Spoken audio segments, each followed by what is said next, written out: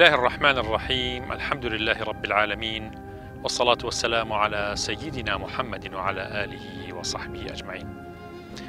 خۆشەویستانم، سەلام و ڕەحمەت و بەرەکەتی خۆی گەورەتان لێبێت و جارێکتر لە بەرنامەی شیرینجا لە مانگی مەولودی پێغەمبەر صلی الله عليه وسلم بە خزمەت ئێوەی بەڕێز و خۆشەویست گەیشتمەوە.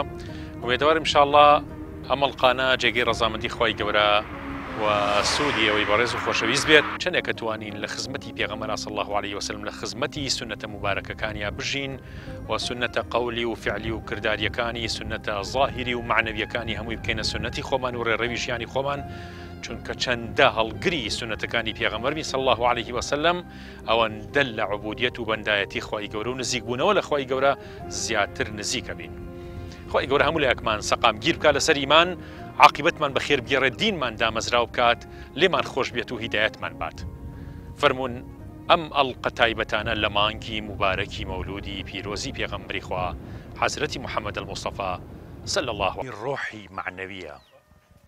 سلمانی فارسی پیاوێکی فارس بوو، لە وڵاتی فارس ژیاوە، چیرۆک و بەسەراتەکەی زۆر دوور درێژە، کە لە پەرستگای ئاگرپەرستەکانی فارسا باوکی کارێکی گەورەی پێسپێرا بوو. ئاگردانی ئاگرپەرستەکان سپێرا بوو بە باوکی و ئەویش سلمانی ڕاهەسپار بۆ کارە.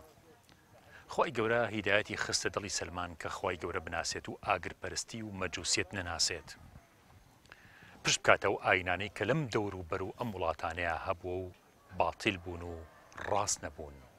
لەبەرەوە ئەگەڕێت ئەڕواتە شام، ئەڕواتە عێراق. طبعاً هەڵدێ لە دەست باوکی ئەیبەسێتەوە تەوەت لەبەرەوەی کە ئاینی مەسیحی ناسی بوو، ئەیبەستێتەوە لە ژوورەوە سژنیەکە هەتاوەکو ڕێگەیە کە دۆزێتەوە کە خۆی ڕزگار بکات، کە ڕزگارە بێ ئەچێتە شام، فەڵەستین، ئەچێتە سووریا، ئەچێتە عێراق، ئەچێتە یەمەن، دوای ئەچێتە نیوە دوورگەی عەرەبی. زۆر ئەگەڕێ بە دوای ئاینی حەقا. لەم گەشت و گەڕانەیە بە دوای ڕاهیبەکان ئاگەڕێ. ڕاهیبەکان ئەوانەی کە گۆشەگیر بوون بەڵام عالم بوون، زانا بوون بە ئینجیل و تەورات. کاچێ بە دوایان ئاگەڕێت، یەک بە یەک ئەوانیش تەمەنێکی درێژی هەبووە، زۆر تەمەن درێژ بۆ سلمانی فارسی ڕەزا و ڕەحمەتی خوای لێبێت. سەیدنا سلمان لە لای یەک بە یەکی ئەم زانایانە دەرسە خوێنێت، زانستەکانی مەسیحیەتە خوێنێت، ناسینی خوای گەورە خوێنێت. لەبەرەوە یەک بە یەک تەسلیمی یەکتریەکەن. کاتێک کە نزیکی مەرگە بنەوە ئەینێرن بۆ لای مامۆسایەکی تر، بۆ لای ڕاهیبێکی تر، هەتا ئەچێتە لای ڕاهیبێکیان. ئەم ڕاهیبە ڕاهیبێکی درۆزنە بێت، خوانەناسە بێت، بەڵام بەرگی خواناسی و بەرگی زانای لەبەر کردووە. ئەم ڕاهیبە ڕازگۆ نابێت لەگەڵ دینەکەیە، بەس بۆ پارە کۆکردنەوە و بۆ هەڵگوشینی گیرفانی خەڵک وا خۆی پیشانەیە کە زانای ئاینیە و لە شوێن و مەقامی دینداری و ناساندنی دین بە خەڵکا دانیشتووە. کەمەش دەرسێکی زۆر گەورەی تایە بۆ ئێمە کە لە ڕۆژگاری ژیانمانە ئەکرێت خەڵکێک بەرگی دین لەبەر بکا و بەڵام دیندار نەبێت و خەریکی دنیاویستی بێت. ئەم ڕاهیبە کاتێک کە نزیکی و مەرگە بێتەوە وەفاتە کات، سلمانی فارسی لای ئەو بووە. خەڵک زۆر بە ئەسەفە بێ بۆی، ئەڵێن چ ڕاهیبێکی گەورە و چ زانایەکی گەورەمان لە دەست دەرچوو لەم شارەیە، هەمووی بۆ یەگری بۆی بێتاقەتن. ئەویش باش ڕاهیبەکان ناسێت چونکە نزیکێتی لێی نزیکە، ئەڵێ کاکە مەخەڵەتەن من پیاوە، ئەم پیاوە من زۆر نزیک بووم لێی و ئاگام لە وەزعی بووە، ئەم پیاوە ڕاستی نەکردو لەگەڵ دینە، بەس خەریکی پارەکۆکردنەوە بۆ کاتێ ئێوە پارەکانتان تاوەتە دەستی وەکو ئەمانەت ئەم بۆ خۆی هەڵگرتووە. خەڵکەکەش باوەڕی پێ ناکەن، ئەڵێن چۆن شتیوە، ئەڵێ ئەمە عالمی ئێمە بۆ، مەزانای ئێمە بۆ، ئەڵێ وەرن بابتان بە مەسەر کوپە پارەکانی و ئاڵتونەکانی ئەیان بات کە پیشانێن ئینجازانن ئەم پیاوە ساختەی کردووە لەگەڵیانە و ڕاستی نەکردو و دیندار نەبوو و خەریکی دنیاویستی و پارەکۆکردنەوە بووە. بەڵام سەیری بە دوای حەقا گەڕانی سلمانی فارسی بکەن. سلمانی فارسی دوای حەق کەوتووە، بە دوای دنیا نەکەوتووە. ئەم هەموو شار وڵاتانە گەڕاوە هەتا دینی حەق بدۆزێتەوە. خوا ئەیبینێت، خوا ئەیبینێ ئەم باحثی حەقا، گەڕیدەی حەق و ڕاستی بە دوای ڕاستی ئاگەڕێ. لەبەرەوە نەچوو کوپە ئاڵتونەکان هەڵگرێ بۆ خۆی وتی بڵێ من حەقم چیە بەسەرەوە، ئەم هەموو پارە و ئاڵتون و جەوهەرە ئەم عالمە مەسیحیە درۆزنە کۆی کردوێتەوە، با بێم بۆ خۆم سەرفیکەم بۆ خۆم. نا، ئەو دوای دنیا نەکەوتووە، نەهاتەوە بۆ دنیا. لەبەرەوە جیاوازی بینی ئەم ڕاهیبە کە ناگا بە خزمەتی پێغەمبەر سەڵەم لەگەڵ سلمانی فارسی ئەرز و ئاسمانە. سلمانی فارسی بە دوای محەممەد و حەقیقەتە ئەگەڕێ، ئەم بە دوای دنیا ئەگەڕێ، ئەم بەرەو دۆزە خۆم بەرەو بەهەشتە ڕوات. بۆی ئەگەڕێ تا ڕاهیبێکی ترە دۆزێتەوە. لێرەشە بێزار نابێ بڵێ باشە منم ئەم ساختە چی بوو دۆزیمەوە. ناوی دیندار و ناوی عالم و ناوی زانای لە خۆی نابوو بەم جۆرە بوو. وازیێنم لەم دینە و دوایم دینە ناکەم. نا، گەڕا بە دوای ڕاستیە، گەڕا بە دوای حەقیقەتە تا دەستی لە ڕاهیبێ گیر بوو، زۆر خواناز بوو. بەڵام پیر بوو. دوای ماوەیەک نزیک بوویەوە لە مردن، پێیوت کوڕی خۆم بە سلمانی فارسی وا من نزیکەوە ئەمرم کە مردم مەگەڕێ بۆ ئاینی حەق، بە دوای زانای حەقیشا مەگەڕێ دەستت ناکەوێت، لەوە ناچێ دەست بکەوێت. چاوەڕوان بکە لەم نزیکانەیە، چونکە ئەو تۆرات و ئینجیل خوێندەوە، لەم نزیکانەیە پێغەمبەری ئاخر زەمان دەرەکەوێت. نیشانەکانی ئەوەیە لە شارێکا دەرەکەوێت، ئەو شارە درەختی چڕ و پڕی زۆر تایە، مەبەست لە دەرخورمایە. دووهەم نیشانەی ئەم پێغەمبەرە ئەوەیە کە ئەچی بۆ لای سەدەقە وەرناگرێ بۆ خۆی، بەڵام دیاری وەرەگرێت. ئەمە سێ نیشانە. چوارەم نیشانە مۆرێک لەسەر شانی لای ڕاستی لە خوارەوە لە شانی لای ڕاستی هەیە، ئەو مۆرە مۆری پێغەمبەرایەتیە باریزە، یعنی بەرزە. لە ڕەنگی پێسەکەی خۆی شێتی مۆرەکە، بەڵام مۆری پێغەمبەرایەتیە. هەموو پێغەمبەر ئەو مۆری پێغەمبەرایەتی هەبووە 5 سانتیم لە خوار شانی ڕاستیەوە ئەو مۆری پێغەمبەرایەتی تیا بوو. کە ئەمرێ وەفاتەکە ئاویشەی نێژێت و زۆر بۆ وەفا ئەبێ لەگەڵیا، دوایی پرسیارەکە پارەیە بێت ئەم سلمانی فارسی پرسیارەکات چ شوێنێک لە جەزیرەت العەرەبا بەو شێوە دار و درەختی هەیە و چڕ و پڕە دار و درەختەکەی، ئەڵێن مەدینە بەو جۆرەیە. مەدینە وەختە ناوی یەسریب بوو، ناوی مەدینە نەبووە. یەسریب کە ئەچێتە یەسریب واتە ئەچێتە شاری مەدینە، لە شاری مەدینەیە پێشەوەی بگاتە ئەوێ لەگەڵ کاروانیە کە ئاڕوا پارەیانەیاتێ، کاروانێکە کەسەی دەکەن بە تەنیا خۆیەتی، کەسی نیە و کەسی لە دەور نییە، هەموو پارەکەی لێسیە نوۆیشیکەن بەعابەت. یا سبحان الله، لێرەشە مەیوز نابێ بڵێ خوایە من ڕووم لە تۆ کرد، ئاخر بووام لێ هات، بۆ ئاوام بێبێ یا رب العالمین. نا، سلمانی فارسی ڕازیە بە هەموو قەزا و قەدەرەکانی خوا، هەرچیەتە ڕێ ئەزانێ ئەم دنیا معبەرێکە و ڕێگەیەکە تونەیلێکە بیبڕێت، ناڕەحەتیەتە ڕێ، خۆشیەتە ڕێ، هەموو شتێک مردنیەتە ڕێ، مویمەوەی لەو سەر بە قەناعەت و بە ئیمان و بە یەقینەوە بگاتە قیامەت.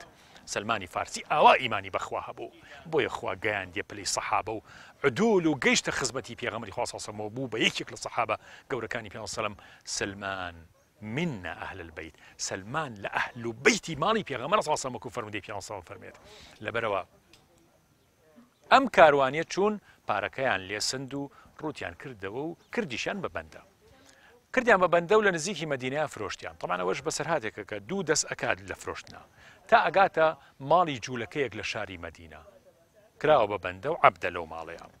ئەویش چاوەڕوانی هاتنی پێغەمبەری ئیسلامەکە صلی الله عليه وسلم. گەورەکەی سلمان ئەڵێ پێغەمبەری ئاخر زەمان هاتووە و دەرکەوتووە لە مەدینەیە. ئەمە ئەو جوولەکەی ئەیڵێت سلمان لەسەر دارخورمایەکە خورما لێکاتەوە بۆ ماڵی جوولەکەکە. لە خوارەوە ئەم جوولەکەی کە گەورەیەتی لەگەڵ ڕەفیقێکە کە هەر جوولەکەیە خزمێکە دانیشتۆ ئەمە باسەکە، ئاڵێ ئەزانی پێغەمبەری ئاخر زەمان هاتووە ئێستا گەیشتوەتە مەدینە، لە خۆشییانە سلمان هەر خەریکە بکەوێتە خوارەوە بەسەریانە، نزمە بێت دارخورماکە ئەکەوێتە ناویان و ئەڵێ چی؟ یعنی لە خۆشییان نازانین، چکە ئەو چەندها وڵاتی کردو بۆ ئەوە پێغەمبەرە بگا صلی الله علیه وسلم، چاوەڕوانی هاتنیەکە. چەند خۆشە چاوەڕوانی ئەو بکەی بێ بە سەحابە. الله، سلمان چاوەڕوانی کرد بێ بە سەحابەی پێغەمبەر صلی الله علیه وسلم. ئەفەرمێت کە کەوتە ناویان، ئەوانیش یەکسەر پێی بێتاقەت بوون و وتیان جات وتیەوە باسی چیەکەن کێ هاتووە؟ پێغەمبەری ئاخر زەمانە تۆ وتیان تۆ قێ قسانت چی؟ تۆ بەندەیەکی بڕۆ لاچواز بێنە. ڕۆشت و دوای شەو، دوای ئەوەی کە شەو داهات، سلمان چوو لە شوێنێکی خۆی ئیسراحەت بکە. کۆمەڵێک خورما و خواردنی هەڵگر کە بە ناوی سەدەقە و بیباوە پێغەمبەری خوا صلی الله عليه وسلم. بردیە خزمەتی پێغەمبەر سەلەم کە پێغەمبەری بینی صلی الله عليه وسلم، چوو خزمەتی و سەلامی لێ کرد و فەرمووی یا رسول الله ئەوە سەدەقەیە بۆم هێناویت. پێغەمبەر سەلەم داینا بۆ سەحابەکان فەرمووی لێی بخۆن، خۆی لێی نەخوارد. دێمە یەکەم نیشانە. شەوی دوایی هاتەوە کۆمەڵی خواردنی تێرەی بۆ هێناوەتی یا ڕەسوڵ الله صلی الله علیه وسلم ئەوە هەدیە بۆم هێناویت. هەدیەکە شتێکی لێ خوارد و ئەوی تریشی تەوزیع کرد بەسەر سەحابەکانە وتی ئەوە هەدیە وەرەگرێت. سێ هەمیان ڕۆژێکیان یەکێک لە هاوڵانی پێغەمبەر سەڵەم وەفاتی کردبوو لە بەقیعیان ناشت. حەزرەتی سەلمان لە پشتی پێغەمبەر صلی الله علیه وسلم چاوەڕوانی ئەوەیە کرد بەشک و مۆری پێغەمبەرایەتیەکە ببینێ، نیشانەکان هەمووی ببینێ. طبعاً مسلمان بوو سەلمان. پێغەمبەر صلی الله علیه وسلم زانی سەلمان بە دوای مۆری نبووەتە ئەگەڕێ سەرشانی خۆی داماڵی مۆری پێغەمبەرایەتی لە دواوە بینی. پێغەمبەر حەزرەتی سەلمان باوەشی بە پێغەمبەر صلی الله علیه وسلم یەکسەر ڕەسوڵ اللهی ماچ کرد و مۆرەکەی ماچ کردووەتی یا ڕەسوڵ الله ئەوە من گەیشتم بەو هەموو نیشانانەی کە پێم وترابوو تا تۆ بدۆزمەوە. من چیرۆکێکی دۆر و درێژم هەیە یا ڕەسوڵ الله صلی الله علیه وسلم.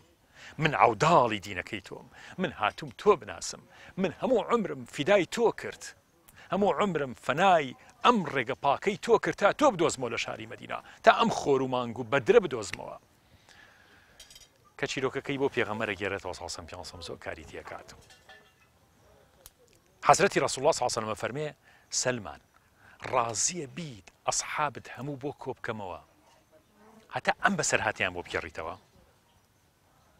الله ئەکبەر.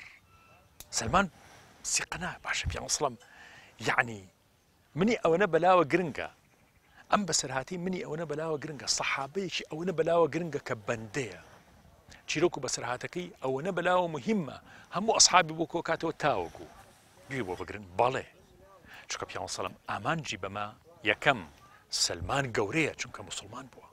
هەر کەسێ مسلمان بوو گەورەیە، کەس بچووک نییە، کەس عەبد نییە، کەس دەرەجە 2 3 و 4 نییە مسلمان بوو، پلەدار نییە، کەس پلەی نییە بەسەر تۆ یەک مسلمان و ئیماندارە. بەڵێ سەلمان تۆ زۆر زۆر گەورەی. دووهەمیش بۆ ئەوەی ئەسحابی ڕەسوڵ الله بێتاقەتن لە مەکە ڕایان کردووە، وەسعێکی قورسەیە لە شاری مەدینەیە تا دڵیان بکرێتەوە نموزەجێکی گەورە لە قوربانیدان ببینن کە لە قوربانیەکەی ئەوان گەورەترە کە سەلمانە چەندەها وڵات گەڕاوە تا پێغەمبەر بدۆزێتەوە صلی الله علیه وسلم. لەبەرەوە پێغەمبەر صلی الله علیه وسلم فەرمێ سەلمان دەوەرە چیرۆکی خۆتیان بۆ بگێڕەوە.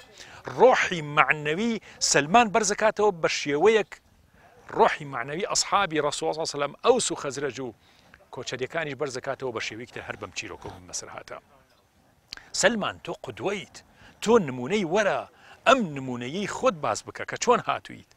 لەبەرەوە سەحابەکان ماندوێتیان بە بەسەرهاتی یەکتر دەرەچوو، یەکتریان قبوڵ بوو، پاشقولیان لە یەکتر نەئەدا، یەکتریان زۆر خۆشەویست. هەر یەکەیان ئەوی تر شوانیەکەی لەم لادێم لادێ کوێ؟ شێخۆی ساوایە. شێخۆی ساوا. چەندێکە شوانی؟ وەڵای تقریبان بڵم چەندێکە لە 2005 من هەر شوان.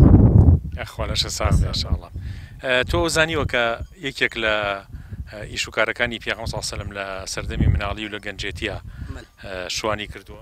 ئەرەوەنا هەموو پێغەمبەران شوانیان کردووە. بەڵێ شتێکی پیرۆزیشە.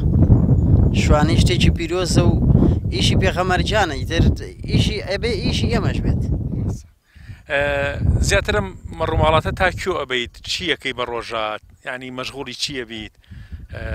ئەوسا شوان مۆبایل شتی پێنەوە بەس ئەوەشی پێیە هەموو شتێ پێش کەوتوێ تر مۆبایلە فەیسبووکە تر هەموو شتێکە.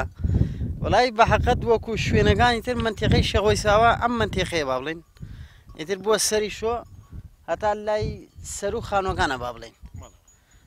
ئەرە منتیقەیە ژینا هەر بە ڕۆژ هەر و ناچم و هیچی تر. یاخوا لەشە ساڵ ئینشاءالله.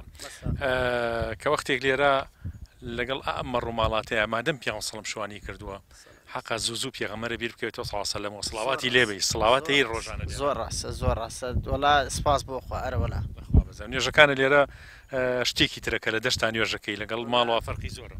دەری کابراوە دیکە پیاو لە دەشتا نوێژەکە دڵ و دەرونێتری هەیە، جەوێتری هەیە. سپاس بۆ خوا، بێوەی و لەش ساخینەوەش سپاسی خوایەوەی تر حەمد بۆ خوا. دایمەن شوان دەنگیشی خۆشە زۆریان. شتێکمان بۆ ناڵی مناجاتێ لەسەر پێغەمبەر سڵاواتێک شتێک وەڵای زانی چۆنە لەم کاتەیە بە حکمی و ماوەی لەمە بەر تۆسێ پەتام بوو تێگەیشتی ناڵە کۆرۆنا بوو بەڵام پەتام بوو لەوەڵە ڕابەکە شەشەولیە باش هەر سڵاواتێکمان بۆ بڵێ. ئەڵڵاهومە خۆشەویستانم، پێمان خۆش بوو لە دی شێخۆی ساوا لە نزیکی سلەیمانی یادی مەولودی پێغەمبەر صلی الله علیه وسلم لە خزمەت ئەم پیاوە بەڕێزانە و ئەم خەڵکە خۆشەویستە کە لێرە لەم لادیا ئەژین ئەم ئێوارەیە تۆزێک لە خزمەتی جنابی مامۆستا مەلا ڕێناسی شابین کە مامۆستا و ئیمام و خەتیبی ئەم مزگەوتەیە و لەم دیا نیشتەجێ بێت. مامۆستا سەلام عەلەیکم. وعليكم السلام ورحمة الله وبركاته. مامۆستا مەلا ڕێناس جنابتان چەندێکە وتاربێژن لێرەوە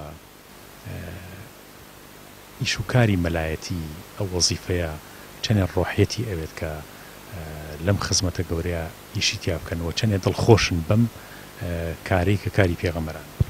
سەرەتا بەلای خۆی گەورە و میهرەبان زۆر بە خێراتنتان ئەەکەم، پێمان خۆش بوو ئەم بەسەرکردنەوەیەتان یاخوا بەخێر بێن سەر و سەر چاومان. معلومی جەنابتانە ئیشتی مەلایەتی وەکو پێغەمبەر صلی الله عليه وسلم ئەفەرمێ العولەما وەڕەفەة الأنبیاء، زاناکان شوێنکەوتووی پێغەمبەرانن عەلەیهیم الصەلاة وەسەلام.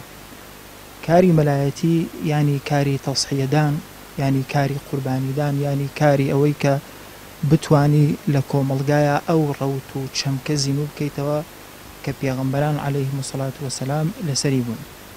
دیارە خزمەتکردن لە مزگەوتە هەڵگری ڕوحیەتێکی بەرزە، پێویستی بەوەی ئینسان نەفەسێکی توندی هەبێت، پێویستی بەوەی ئینسان تەصحیح قبول کا، قسەی خەڵکی قبول کا تا بتوانێت ئەم پەیام و ڕیسالە گەورەیە بگەێنن. چمکێک لە ژیانی پێغەمبەر صلی الله عليه وسلم لەسەر مەسەلەی هەبوونی نەفسیەت و ڕوحیەتی گەورە بەرامبەرەکانی ئەوەیە کە ئێمە لە سیرە و لە ژیاننامەی پێغەمبەران عەلەیهیم الصەلاة وەسەلام هەمومان ئەومان بیستووە کە پێغەمبەری خوا صلی الله عليه وسلم زۆر بەکەمی لەلایەنی عیبادیە خەڵکی موسڵمان کردووە. ئەوە تا پێغەمبەری ئێمە صلی الله عليه وسلم مانگی کردو بە دوو کردەوە بە یەک ئیشارە، هیچ کەسە ئیمانی پێ نەهێنا.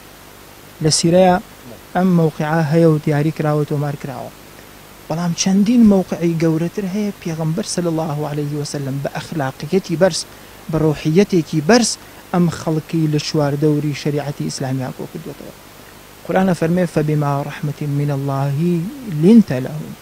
قورئان فەرمێ ئەگەر تۆ بە ڕەحم نەبوویتایە بە سۆز نەبوویتایە لنت لهم، ئەمانە هەر هەمویان پشتیان لە تۆ ئەکرد.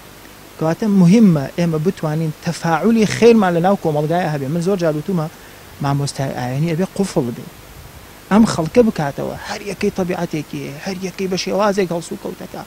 ئەگەر تۆ تەفاعولی خێریت لەناو کۆمەڵگایە هەبوو زووتر ئەتوانی ئەم قەنەعەتانە دروستکەیت. پێغەمبەری خوا دانیشتۆ لەناو سەحابەکانە، یەکێک هەنگاوی هەڵگرت هات بڕۆ بەڕووی پێغەمبەر، ئیمامی عەلی لە ئیمامی عومەر لە دەسە ڕاستیا دانیشتۆ، ئیمامی عەلی لە دەسە چەپیا. نزیک بوویەوە یەخەکەی پێغەمبەری گرت وتی محەممەد ئێوەی قوڕەیشی قەرزکوێرن بۆ قەرزەم نادەیتەوە. پێغەمبەری خوا سەڵ عەلەیهی زەردەخەنەیەکی کرد، ئەیزانی وەختی هاتنی قەرزەکە ماوە کە پێغەمبەر ئەدای بکات بیداتەوە. ئیمامی عەلی لە دەسە چەپیا، ئیمامی عومەریش لە دەسە ڕاستیا. ئەو دوو پیاوە گەورە کە شریعەتی ئیسلام لەسەر دەستی ئەم دوو زاتە گەشتە ئەم لەحزەیە.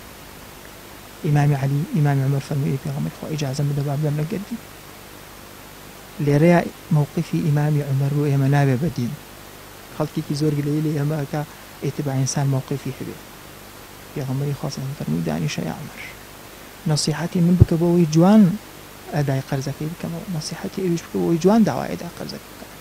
کەواتە ئەم ڕۆحیەتە ئینسان ئەگەێنێتە ئەوەی کە زەیدی کوڕی سەعەنە کە قەرزی لە لای پێغەمبەرە بەو شێوازە مامەڵە لەگەڵ پێغەمبەرا بکا، بڵێ ئەی محەممەد من تەورات و ئینجیلم هەموو خوێندووەتەوە، بە نیشانەکانی پێغەمبەرایەتی تۆ هەمووی شارەزان، بەس هاتم بۆی حلمی تۆ تاقی بکەمەوە. کەواتە واللهی ئەمزانی وەختی هاتنەوەی قەرزەکە ماوە، هاتم مووقفی تۆ تاقی بکەمەوە لەبەرەوە ئەشهەدو ئەن لا ئیلاهە ئیلا الله وئەشهەدو ئەنە محەممەدەن ڕەسوول الله. ئەو پارەیەشی کە لاتە هەڵیگەرە بۆ بەیتولماڵی موسڵمانان. کەواتە ئەگەر هەڵگری ئەم ڕۆحیەتە بەرزە نەبی ناتوانین لەناو کۆمەڵگایە بشین. سلمانی فارسی ڕزا و ڕەحمەتی خوای لێبێت لەو مەجلیسەیە کە پێغەمبەر صلی الله عليه وسلم سەحابەکان دانیشتون بە سەرهاتی خۆی بە دوور و درێژیکی ڕایەوە کە چۆن گەیشتۆتە مەدینە و چۆن هاتۆ مسلمان بێ و چۆن گەیشتۆ بەم بانگەوازە نورانی حەزرەتی ڕەسوول الله صلی الله عليه وسلم.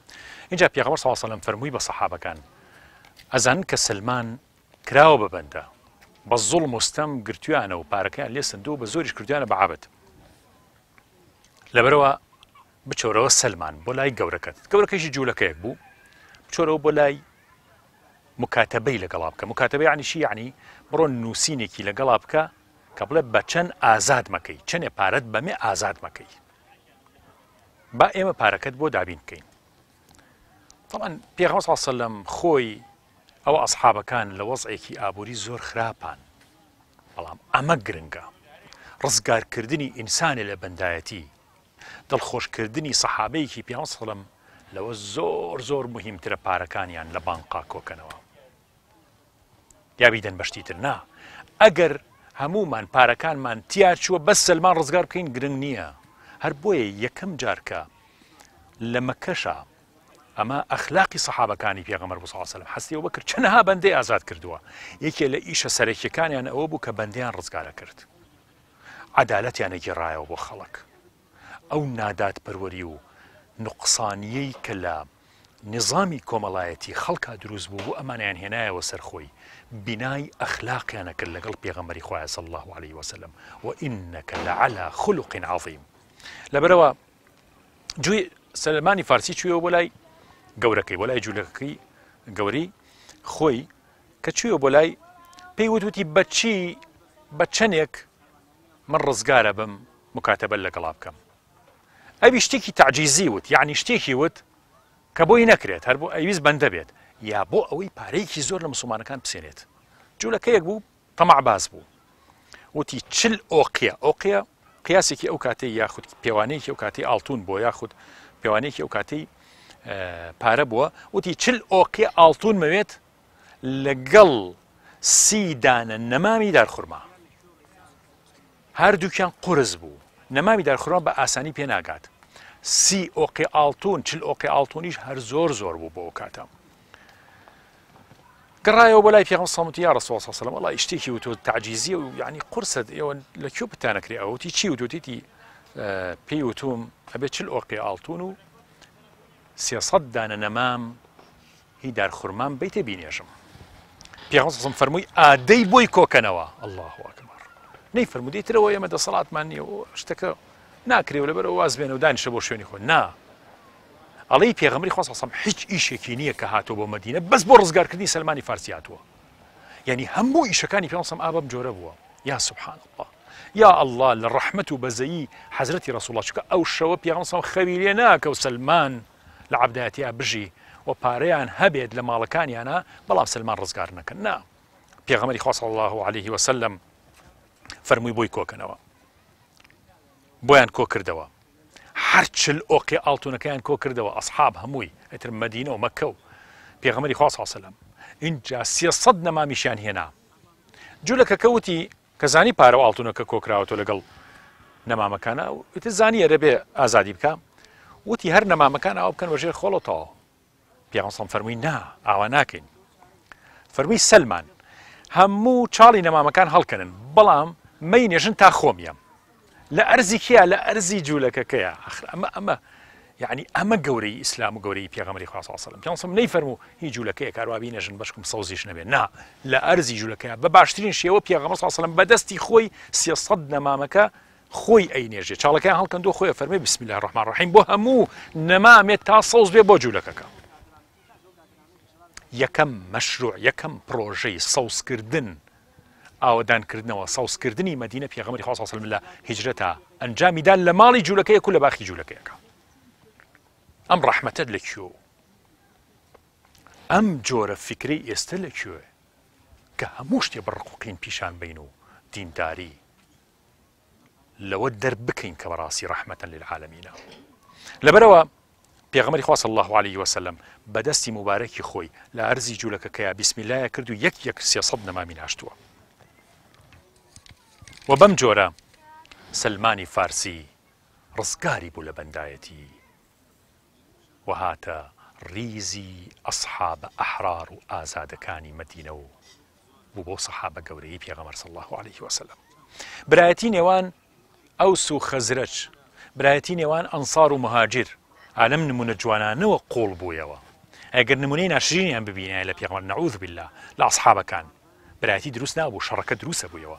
جارێکتر ئەوس و خەزرەج لە یەکتریانەیە، لەبەرەوە ئینسانی بنیات نا پێش ئەوەی قەسر و کۆشکەکان بنیات بنێت کۆشکیان دروست نەکرد پیانسەم تا وفاتی کرد بە فەقیریش یا دەوڵەمەند نەبوو پێغەمبەر صلی الله علیه وسلم ئەگەر زۆر فەقیریش نەبوو بێت دەوڵەمەندێک نەبووە کە قەسر و قسوورەکەی دیار بوو بێت چونکە یەکێکی دوور هاتوو کە هاتە مەدینایەوە پێغەمبەرستان هەمووی لە یەکەچوو هەمووی جلوبەرگیان وەکو ئەهلی سوفە وابوو زۆربەیان وابوون ژمارەیەکی زۆر کەمی وەکو عەبدوڕەحمانی کوڕی عەوف و عوسمانی کوڕی عەوفام دەوڵەمەند بوون ئەنا ئەوی تر هەمووی زۆربەی فەقیر بوون.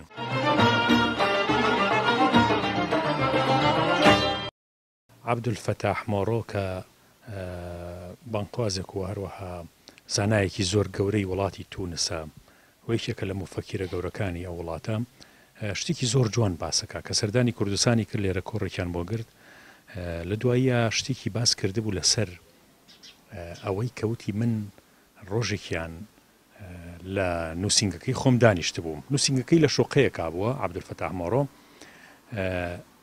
محاماتی کردو محامیەکی گەورە بووم ئەڵێ لە شۆقەکەما دانیشت بووم کە کێشە و مشکلەیەکە هاتە لام حەلی بکەم بەڵام سەیرم کرد گەنجێک لە خوار شۆقەکەم لەسەر جادە گشتیەکە ڕئیسیەکە پاڵی ئەبوو بە کۆڵەکەیەکەوە زۆر بێتاقەت و وەڕس و ئەمانە بوو ئەڵێ منیش چوومە خوارەوە هەستم کرد ئەم گەنجە وەکو تلیاک خۆر وەکو ئارەخۆر ئاوا بێ پێم وت چیتە وتی وەڵاهی تی ئەو منی نەناسی تی وەڵاهی من مشکلم هەیە و ئەمانە وتم مشکلەکە چییە من محامیم و الحەمدوللا پیاوێکی موسڵمان و عالمێکی گەورەیشم و چیت هەیە با من بۆ حەل بکەم ئەڵێ وشتی وەڵاهی من ئەوەنە ئارەخۆرم ئەوەنە مدمینم لەسەر ئارە خواردن ئەمەنە ڕاهاتوم لەسەر ئارە خواردن کە ناتوانم تەرکیب بکەم لەبەرەوە ئیفلاسم کردووە هیچم بەدەستەوە نەماوە ماڵ و مناڵەکەشم لێم بێزار بووە ئیسە ئیتر دەریان کردو ئەڵێ پیاوێکی گەنجیش بوو مناڵەکان بۆ خێزانەکەم وتیانە مێرەوە ئیتر تۆ هەموو خەڵکێتە سەر ئێمە و دوایەوە تۆ هەر عارەقە خۆیت و بەردەوام خەریکی ئارە خواردنی و هیچ ئیشێکە پێ ناکرێ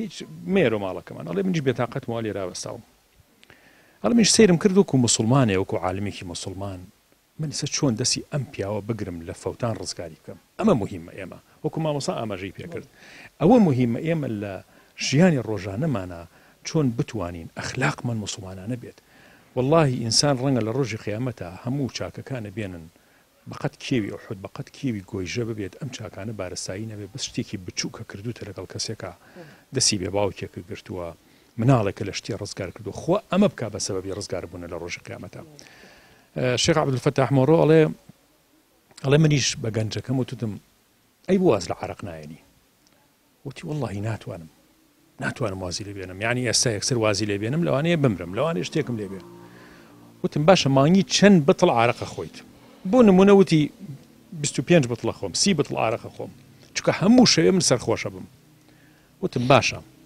ئەگەر بیکەی بە نیوەی ئەوە ئەتوانیت وتی بەڵێ وتم باشە من حسێبی 14 بتڵ عارەقت بۆکەم وتی ئێ وتم من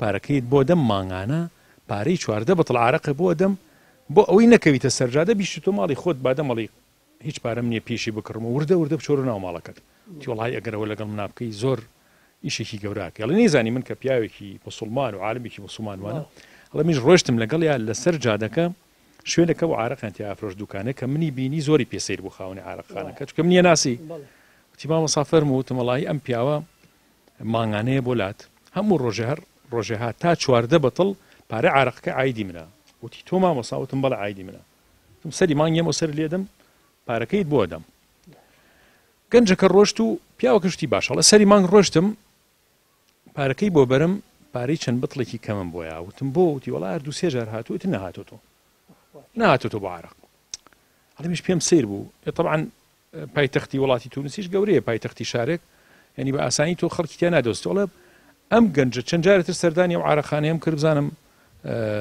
نەهاتوو بۆ ئێرەوتین وەڵاهی نەهاتووە لەو منطقا بۆیە گەڕام سیرمەکرد نەمبینی 6 مانگی پێچوو زۆری پێچوو والحاصل بیرم چووە پیاوەکەم بیر چووە تا ڕۆژێکیان چوون بۆ لای ڕەفیقێکم بۆ شوێنێک نوێژی مەغریب بوو چوومە مزگەوتی ئەو منطقەیە کە چوومە مزگەوتەکە و نوێژم کرد سێرەکەم و گەنجی لێ نوێژەکە لە سوچەکە کە نوێژەکە ئەڵێ من زۆر دڵم خۆش بوو دوای نوێژەکە خێرا سونەتەکانم کرد کە لام کردو دیار نەما بوو مەزەکە منی بینیوە شەرمی کردو و ڕۆشتووە بەڵێ ڕۆشتووە ئەڵێ منیش چوون بۆ لای ئیمامی مزگەوتەکە وتم مامۆستا ئەم گەنجێک ئالێیان نوێژەکات تی ئێ ئەزانم تی ئەو ماوەیەکی زۆرێ بۆ ئێرە خەڵکی منطقەیە دەوتم زۆر باش ئەڵێ دانیشتم هەتا نوێژ عیشا لەو مزگەوتا بەڵکو نوێژ عیشا بێتەوە ئەها ئینسانی خەمخۆر سە مامۆستا باسی ئەخلاقی کرد یعنی مسلمانی خەمخۆر ئەوەیە کە خەمی ئەوەی بێ یەک مناڵ نەفەوتێت گەنجێک نەفەوتێت تۆ دەستی بگرینەت بڵێ دەی جەهەنم با بچێ بۆ ئاگری جەهەنم دەی قیر و سیا چی لێ با لێ بێت با ناوچێ نەخێر مسلمان ئەوەیە تۆ خەمی خەڵک بخۆی خەمی قیامەتی خەڵک بخۆی خەمی دنیای خەڵک بخۆی ئەڵێ منیش دانیشتم تا نوێژ عیشا سەیرەکەم نوێژ عیشا هات ئاگای لە من نەبوو ڕێک چوومە تەنیشتی دانیشتم و دەستم خستە سەر دەستیوتم کوڕی باشەوە بۆچی خۆ دوونەکەی لێمان ئەڵێ وتی وەڵڵا بەڵێ ئەڵێ بینیمی دوای نوێژەکەمان بکەین دوای قسەیەکەکەین نوێژمان تەواو کرد و وتم من لەسەر وعدەکەی خۆمم هەموو مانگە چواردە بەتڵ عارەقی تۆ عایدی منە بۆ تەکڕم لەخوا بەزای پارەم هەیە ئیمکانێتم هەیە بۆ تەکڕم خەمن نەبێ وتی مامۆستا خوا جەزا باتەوە بەخوا دوایی تۆم ناسی کە زانیم مامۆسایەک و عالمێکی گەورە کە لە وڵاتی تونسا وەکو دووهەم کەس وایە بەس من تۆم نەناسیوە ئەمە عالم و منە خواناس و منە خەمی خەڵکتە من دوای ئەوە وتمە توخوا خەجاڵەتی نییە بۆ من مامۆسایەک بچی عارق بۆ من بکرە کە خۆی مامۆسایە و دیندارە و عالمە من واز لەم عارەقە نەهێنم لەبەر ئەوە من وعدم ما بەخوای خۆم کە واز لە عارق خواردن و ئەم ئەخلاقانە بێنم و واز لە هەموو شتێکی خراپ بێنم چوومەتەوە ناو خێزانەکەم و لەخوا بەزای بێ و 6 مانگە وەزعی مادیشم باش بوو هەموو شتێک واز لێناوە ئەڵێ ئەم گەنجە الحەمدولله بەس بەو هەڵوێستە بوو بە یەکێک لەو مسلمانە زۆر چاکانەی ئیسە لە وڵاتی تونسا خەڵک ڕووی تێکات کاتی خۆی جنابتان کە لە لادیا بوون یا لە شوێنی تر ژیاون مەولونامە گێڕاوە مەولونامی والله جن مولنا والله جرام قبل جنابك دو فرميت ملا ما بانك دو عيب لمزجوتا إمام مولنا ما خنته أنا لا هما العصر كل شباب جرن لعازبان إذا مولنا ما خنته كوتي خاطب كباك ما نما بويت دو باك مولنا ما خنته أنا لمزجوتا كاو شن ملاك ما بانك دو كمولنا ما خنته أنا إذا دو وش أو ما كنت دو ببيت وأنا نانو اسمه مياه خوارن كده والله خو عبد من جماعة كده دو عسر ئەو ساسب جنابتان لە عازەبان بوون یعنی ئەگەر ماڵێک فەقیر بواە ماڵێک مناڵی هەتیبێ هەبواە خەڵک چەند بەڕەحم بوو بەرامبەر بەوە چکە ئەوەش هەر سنەتی پێغەمبەر صلی الله علیه و سلم کە خەڵکی فێر کردو چۆن بەڕەحمتان هەیە بەرامبەر بێ باوەک بەرامبەر بە هەژار بەرامبەر بە خەڵکی غەریبە کە یەتە ناوتان ئەو شتانە هەبوو ئەوسا ئارە والله قوربانەوە بەپێیتوانە ئەوەی کە مەسەلە هاتوو بێ و دەستی کرد بە پێیتوانە یارمەتی ماناوی خەڵکیش یارمەتی ئەوانەیەوە ئارە والله یاخەوی کاک فازل کاک فازیلیان جنابتان بۆ یادی مەولودی پێغەمبەر صلی الله علیه و سلم و بەرز ڕاگررتنی ئەم یادە سونەتەکانی پێغەمبەر صلی الله علیه و سلم پێغەمبەر صلی الله علیه و سلم نوری چاومانە خۆشحاڵین ئێوە هاتمە جنابتان زۆر خۆشحاڵین قورآن خوێندن و جێبەجێکردنی سونەتەکانی پێغەمبەر صلی الله علیه و سلم چۆن فێری مناڵەکانمانی بکەین ئایا زەڕورە مناڵەکان فێری قورآن بن فێری سونەتی پێغەمبەر صلی الله علیه و سلم بن زۆر زەرورە وەڵام مناڵەکان بێن نیان تووڕە نەبین دەست بەسەریان نابێنین پیاڵەهان نەشەخێنینەوە ئێمە چەندە بمانەوێت لەسەر ئەخلاقیەتی پێغەمبەر صلی الله علیه و سلم قسە بکەین لە جوانی ئاەت لەگەڵ لە جوانی حەدیثە کۆتاییان نابێت تەنها کاتی ئێمە کۆتاییە خوا لە هەنگاوی ناردنی پێغەمبەر صلی الله علیه و سلم بە ئیقرا دەست پێەکە عیلم زۆر مهمە عالم بوون زۆر مهمە سەقافە زۆر مهمە خوێنەواری زۆر مهمە بەڵام خوێنەواریەک ئەخلاقی لەگەڵ اقرأ باسم ربك الذي خلق باسی علمە باسی خوێندن باسی زانیاری و سەقافەیە دوایەوە ئەفەرمێ ئەگەر علمێک لە پێناوی چیانە بوو لە پێناوی باسم ربك الذي خلقانە بوو علمێکە ئیسفادەی نییە ئەگەر ئەمە تەطبیق بوو ئیتر خوا ئەفەرمێ وإنك لعلى خلق عظيم خوا لە قورئانە کەم باسی عیبادەتی پێغەمبەری کردووە زۆر لە قورئانە کەم باسی عیبادەتی پێغەمبەر زۆر بەکەمی هاتووە شتێکی وا لەسەر عیبادەتی پێغەمبەر نەهاتووە بەڵام لە دووهەم ئاەتە یا لە دووهەم سورەتە وەختێ خوا ئیشارە بە پێغەمبەرەکە لە سەرەتای هاتنی وحیە وإنك لعلى خلق عظيم جا وإنك لعلى خلق عظيم إن بو تأكيدا علاش هر بو تأكيدا باشا إنك لعلى خلق عظيم على يعني برزي يعني أي بيغمبري صلى الله عليه وسلم تو هر نقلنا أو أخلاقيتي برزان لسروي أخلاقي برزي شوي چونك على يعني برزي أجر أما أخلاقي جوان به خوا أفرمي تو سيري أخلاقي جوانك خوا نافرمي إنك لفي خلق عظيم في بو ظرفيته ناني نا أي بيغمبر تو لنا أخلاقا بي تو لسروي أخلاقي برزي شوي يملا سيرو جهنمي بيغمبر عفيري أو أبين عبادة مهمة بەڵام عیبادەت ئەگەر لە سەدی ژنەبێ ئینسان پێ ئەچێتە بەهەشت تو ئەتوانی ئەگەر عیبادەتە کامڵ نەبوو بچیتە بەهەشت بەڵام ئەگەر ئەخلاق کامڵ نەبوو زەحمەتە بتوانی بچیتە بەهەشت بۆیە پێغەمبەر فەرمێ ما من شيء أثقل في ميزان العبد من حسن الخلق هیچ شتێک لە تەرازوی ڕۆژی قیامەتە هێندەی ئەخلاقی جوان لەلای خوای پەروەردگار قورس نییە ئەزانن بۆ لەبەر ئەوەی سەبری ئەوێ لەبەر ئەوەی تەحملی ئەوێ لەبەر ئەوەی ئەو سیفەتەی کە لە تۆیە و مەوجودە و کۆمەلگا پێی بێزارە سەبری ئەوێ بتوانیت تۆ خۆت کۆنتڕۆڵ بکەی هیوامان هەیە هەڵگری سیفەتێکی قێزەونە لەناو کۆمەلگایە زۆرتر سەبری ئەوێ تا بتوانێت کۆنتڕۆڵی ئەکا پێغەمبەر صلی الله عليه وسلم ئەبوو جەهل زۆر دژایەتی کرد پێغەمبەر زۆر بێتاقەت بوو لە ئەبوو جەهل أبو جهل شاعرێکی هەبوو ناوی حەسانی بن ثابت بوو دوای ئیمانی هێنابوو بە شاعرەکەی پێغەمبەر صلی الله عليه وسلم ڕۆژێک ئەبوو جەهل وتی حەسان تۆ زمان پارابی بۆ سوکایەتی ناکەی بەم محەممەدە ئێمە پێمان خۆشە تۆ تۆزێ هەجووکەی تۆزێ بتوانی شخصیەتی لەکەدارکەی بیشکێنی حەسانی ڕازی بۆ ڕۆژ نزیک بووە لە پێغەمبەر صلی الله عليه وسلم بۆی هەجووی بکە ئەبوو جەهل پێی پێ بکەن حسان فرمي فلما رأيت أنواره سطحت وضعت من خيفتي كفي على بصري خوفا على بصري من حسن صورته ولست أنظره إلا على قدري روح من النور في جسم من القمر كحلية نسجت من أنجم الزهر حسان فرمي أم نوري كنوري بيغمبر آياتيا أجر من دسم دسر شاوم دانيم چند تاريكيا چند بو من نارحتيا سوێن بەو کەسەی ئەم محەممەدەی بە حەق ناردووە ئەم محەممەدە لەم نورە زەروترە بۆ هەمومان بۆیە خۆی نەگروتی ئەشهد أن لا إله إلا الله وأشهد أن محمد رسول الله هاتەوە ئەبوو جەهل وتی ئێمە تۆمان بۆ ئەوە نەنار وەصفی بکەی ئێمە تۆمان بۆ ئەوە نار لە شەخصیەتی بدەین حەسانی کوڕی ثابت فەرمووی ئەمە پێغەمبەری خوایە نوری لێ ئەباری چۆن ئێمە ئەتوانین تەجوید بکەین کەواتە چەندە ئێمە بتوانین ئەخلاقیەتی بەرزی پێغەمبەر صلی الله عليه وسلم زیندوو بکەینەوە ئەوەن دەتوانیومانە یادی لەدایکبوونی پێغەمبەرەکەینەوە ئێمە زۆر جار وتومانە لە یادی لەدایکبوونی پێغەمبەرە ینی هەڵگرتنی چمکێک لە سونەتەکانی یا لە ئەخلاقە بەرزەکانی نەک ئەوەی ئێمە مەشغوڵ بین بە کۆمەڵی ئاهەنگەوە من بە ئاهەنگدان نادەم ئەمەش لەوە چه ئینسان تایە بگری لەوە چه ئینسان شەوق و زەوقێکی بۆ دروست بێ بەڵام چەند ئێمە بتوانین ئەم ئەخلاقیەتە بەرزانەی پێغەمبەر صلی الله عليه وسلم زیندوو بکەنەوە ئەوەن دەتوانیمانە لە مەفهومی یادی لەدایکبوونی پێغەمبەر صلی الله عليه وسلم حاڵی بوون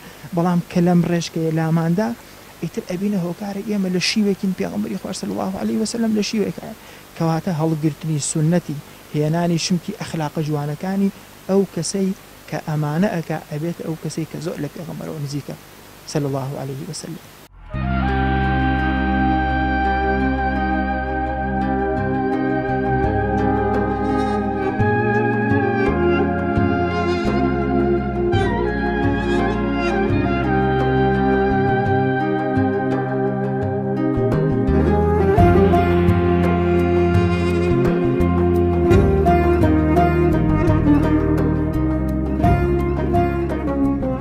مینو خان تۆ پێغەمبەری خۆ خۆش وێسە زۆرم خۆشە وەڵا من هەموو کاتێ چیرۆکی ئەوم پێیە ئەنجا من هەموو کاتی حەزەکەم هەموو کاتێ چیرۆکەکانی خوێنمەوە هەموو شتێک ئەەکەم بۆ ئەوەی هەوڵ بم کە پێغەمبەری خوا صلی الله علیه وسلم دڵخۆش بکەم بەچی دڵخۆشیەکەی بە قورئان و نوێژکردن و چوونە مزگەوت و ئانە سڵاوەتدان لە پێغەمبەر صلی الله علیه وسلم یەکێک لە چیرۆکەکانی بیر نییە بۆمان باسکەی وەڵی ئەوم بیرە کە ئەو کاتی کە لەدایک بووە پێغەمبەر صلی الله علیه وسلم عەبدوڵڵا مردووە و ئیتر خوا عەفوی کە عەبدوڵڵا پێغەمبەر صلی الله علیه وسلم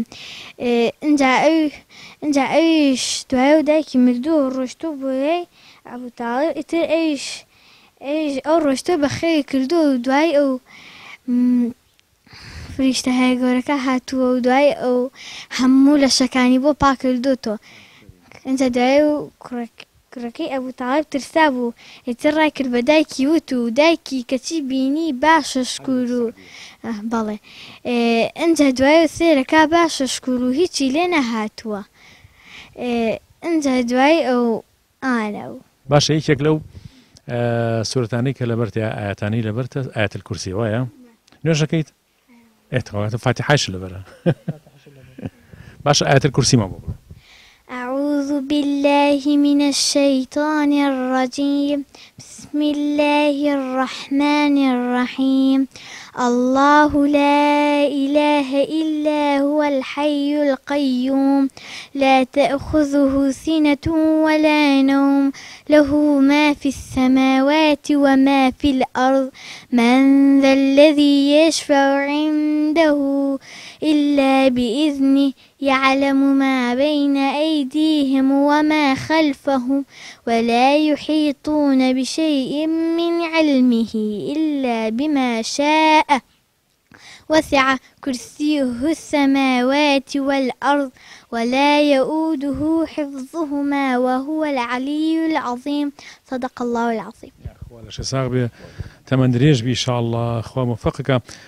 قوربان چەنێ خۆش یعنی مناڵەکانمان لە لادەکانە لە شارەکانە یعنی شوێنێک هەوێ بۆ ئەوەی کە قورئانی تیا بخوێنن حەدیسی پێ سەڵەم عەقیدەی تیا فێر بن سیرەتی پێ سەڵەم فێر ببن یعنی بەو مناڵیە کە چەمینەوە لەسەر ئیمان و ئیسلامەتی و نوێژ و تاعاتی خوا ئینشاءالله بەردەوامە بن لەسەری لەبەرەوە زۆر زەرورە بەڕاستی مناڵەکانمان فێری مزگەوت بکەین فێری عیبادەتیان بکەین فێری هاتوچووی مزگەوتیان بکەین فێری هاتوچووی دەرس خوێندن و قورئان خوێندن و زیکر و یادی خۆی گەورەیان بکەین تا ئینشاءالله مناڵانێک بن بەڕاستی نەوەی داهاتوومان کە بنیاتی وڵاتانێن نەوەیەکی دەست ئەمینی پاکی ئیمانداری باش بێ ئینشاءالله جا هەمومان مەسئولین بەرامبەر بە مناڵەکانمان بەڕاستی هەمومان مەسئولین بەرامبەریان کە بەو جۆرە ماوەڵە لەگەڵ مناڵەکان بکەین یا خوا سەرکەوتوو بیا خۆدا دەرن گەنج لە کۆمەڵگایە بریتێ لەو چینە گەورەیی کە گۆڕانکاری پێکرێ گەنج هەر سیفاتێکی جوان لە کۆمەڵگایە بکە ئەبێتە ڕازاندنەوەی خۆی لە ناو کۆمەڵگایە.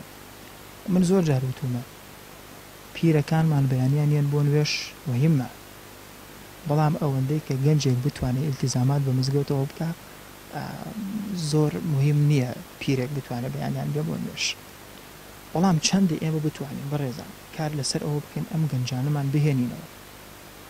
ئیمان بەنار ڕەحمەتی خۆی لێبێ لە 906 لەدایکە بێ 926 ئیخوان المسلمین ئیعلانەکە سەیری نمونەیەکی زیندوو لە ژیانی ئەم پیاوە وەربگرین پرسیاریان لێ کرد بۆچی تۆ کتێب نانووسی بۆ تەئلیفی کتوب ناکەی فەرمووی ئێمە تەئلیفی ڕیجالەکەین چونکە ئەگەر لە کۆمەڵگایە ڕیجالمان هەبوو ئەو کاتەبینە خاوەنی کتێبیش ڕۆژێک بەناو کۆڵانەکانی شانی مەسر ئەگەڕا نزیک بوویەوە لە دوکانێکی مەشروب خۆری یا دوکانێکی کافتریای ئەم نێرگەلایانە سێرەکە دوو کوڕی گەنج لە بەردەم دوکانی نێرگەلەکەیان نزیک کەوتەوە لێیان و نزیکی نوێژی عەسر بوو نەسیحەتی کردن فەرمووی وەرن لەگەڵ ما بابچین بۆ مزگەوت یەکێکیان نهات بە گوێ نەکرد بەس دەستی یەکێکیانی گرت و هێنا وتی من مەشروب خۆرم سەرخۆشم بۆ کوێمە بەی فەرمووی نا وەرن ئەچین بۆ مزگەوت بەخوا مزگەوت جێگەی تۆشی تیا بێتەوە قەناعەتی پێکرد دەست نوێژێکی جوانی هەڵگر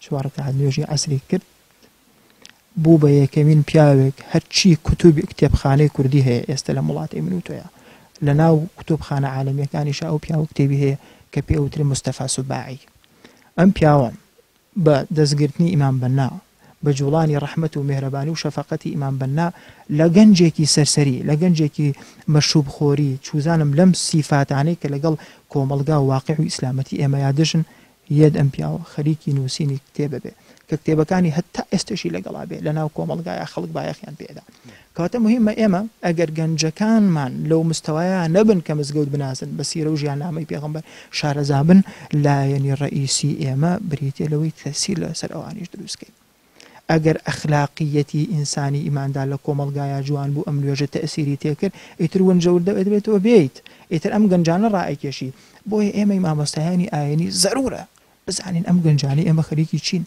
بۆچی بە بەسیترین شت ئەم گەنجانە لەم ڕێژکەی لا ئەدەن بەس بۆ ئێمە پەیامی خوا و پێغەمبەرمان پێ لەگەڵ ئێمەیان نایەن کاتە مهمە ئێمە بتوانین ئیش لەسەر ئەم گەنجانە بکەین بزانین ئێمە چ خاڵێکی جەوهری هەیە لەگەڵ ئەم گەنجانەیە تاقیکەینەوە بۆی گەنجەکانمان بێن ئەگەر ئێمە لە کۆمەلگایە بەم شێوازەمان کرد ئێمە ئەزانین لە ژیاننامەی پێغەمبەری خۆیان خەڵک هاتوتە مزگەوتەکەی پێغەمبەری خوا سەڵ مڕاهقیش نەبووە پیاوێک بووە میزی کردوتە مزگەوتەکەی پێغەمبەری خوا پێغەمبەری خوا فەرمووی چیتانە کردوتانە بارە تۆزی ئاوی پیاکەن و تەواو ئەمڕۆ ئەم ئەخلاقیەتە بەداخەوە پێویستە ئێمە لەناو مزگەوتەکان ئایشی لەسەرکەین بۆی ئەم گەنجانەمان نەڕۆن ئێمە مزگەوت فێرمانەکە بۆچی بۆ ئەوەی لەگەڵ گەنجەکانمانە کۆبینەوە بۆ یەکەمین ئیشێکی ڕئیسی کە پێغەمبەر صلی الله عليه وسلم لەناو شاری مەدینەیە ئەنجامیدا بریتە لە دروستکردنی مزگەوت پێش دروستکردنی مزگەوت برایەتی دروستەکە چونکە ئەگەر برایەتی هەبوو ئێتە تەطبیقکردنیشی لەناو مزگەوتە جوانترە بێت